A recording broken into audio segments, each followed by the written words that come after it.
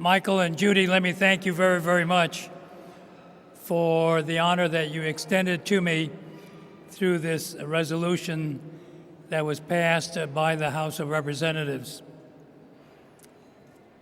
This is the 17th gala, and we've made a lot of progress. But as all of you know, there's a lot of ground yet to cover. And when I think about those issues that happen every day, and they happen, some bad things happen to innocent people, your work, your dedication, your commitment is really needed. A lot of people think of the United States as a melting pot, but I don't believe in that theory at all. My feeling is that the United States is like tapestry, where you have yarns of different color, each of them with their own strengths, and they represent the art and the religion and the culture, the language, the arts of the countries from which our forebears came. And each of those yarns are strong, and each of those yarns are beautiful by themselves. But when they get woven together, they make for a strong whole. And that's what the United States of America is all about. I want people to be able to be proud about their own ancestry. Be proud about speaking a foreign language in a public place without feeling they're going to be demeaned. That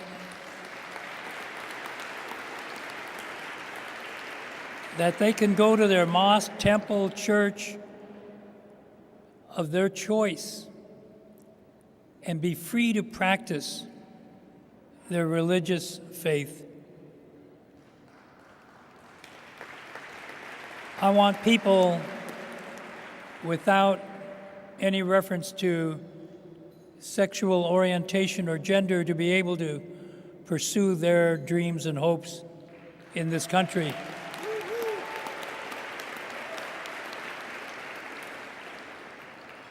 And so I don't want this country to be a melting pot. Everyone gets tossed into the crucible. You stir up the ingredients, and everything loses their identity. And to me, this gets driven home to me every 4 years at the time of the International Olympics. You look at the team from Norway, you know what they're going to look like. You know what the team from China is going to look like, Japan, wherever. Name the country and you can prejudge what that country team is going to look like. But when that team from the United States of America comes marching in, it fills me with pride because they're people of all backgrounds coming in, representing all of us at the International Olympic Committee. Now, part of this comes from the fact that as a result of the 7th of December 1941 and the issuance of Executive Order 9066, delegating to the Commanding General of the Western Civil Defense Command the ability to evacuate and intern persons. Didn't say German, Italian, Japanese. It just said persons.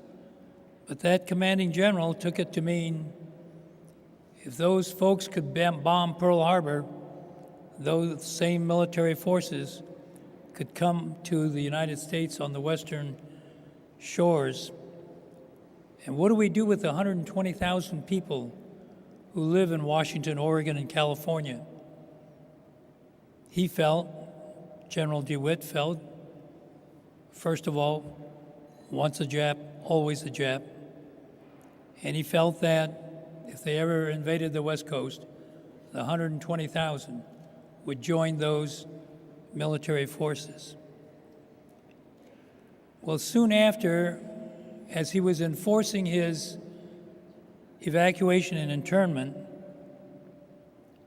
the placards started going up all over Washington, Oregon, California. Attention, all those of Japanese ancestry, alien and non-alien.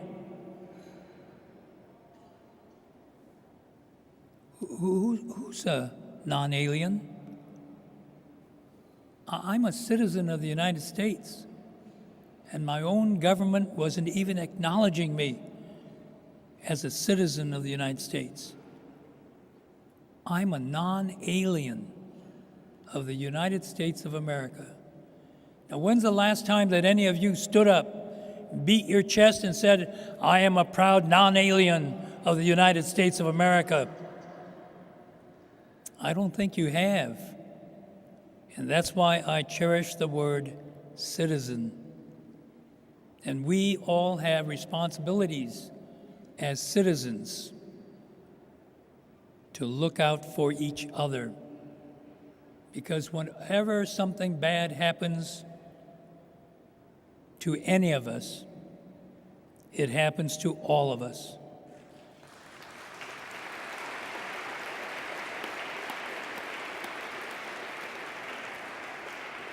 And that's why I am so proud that we formed APAICS, and all of you have since been carrying on the work of the ideals of APAICS.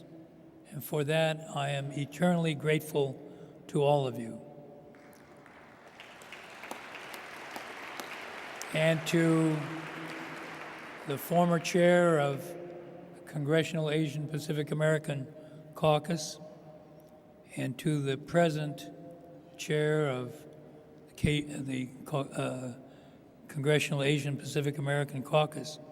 You know, when we formed it, we could have fit in a telephone booth, and now it's expanded to, what'd you say, 30 members? That's terrific. And when I hear that figure about the Congressional Black Caucus, the Hispanic Caucus, and the Asian Pacific American Caucus, that forms 40% of the House of Representatives, that is just terrific. But again, thanks to all of you for taking time from your own very busy schedules to be here, for your continued commitment of time and effort and your financial resources. I say thanks a million to all of you. You want to introduce your sister and happy birthday and your wife and David. Thank you very much. I meant to parenthetically mention this. Thank you very much, everybody. Thank you. Thank you, Tamlin. But I really appreciate all of you being here tonight, because this is my sister's 95th birthday, and she's right here in the front. Etsu, stand up.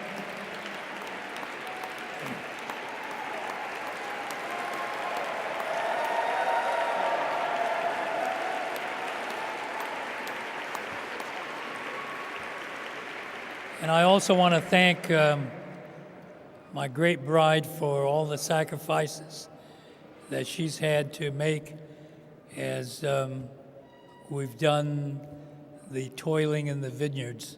So, Denny, honey, thank you very much.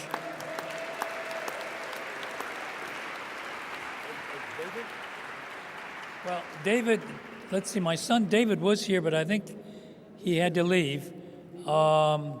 As many of you know, David was executive director of a drug abuse prevention and treatment program in Pacifica, California.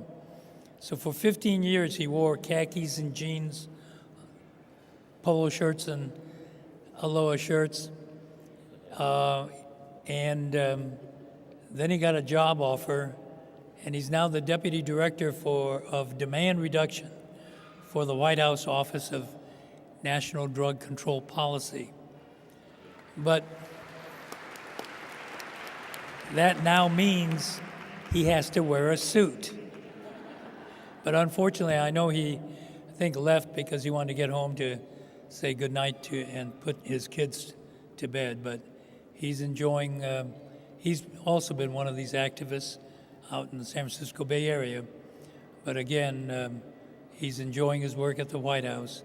And there, again, it proves that if you work hard, there are all kinds of opportunities for everybody out there.